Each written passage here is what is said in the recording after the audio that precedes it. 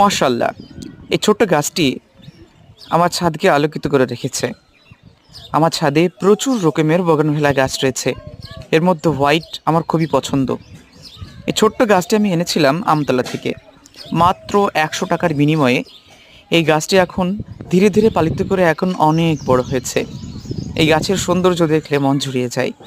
ছাদে এলে প্রত্যেকটা ফুলই যেন কত সুন্দরভাবে তারা হাসে, খেলে, ঘুরে ঘুরে বেড়ায়।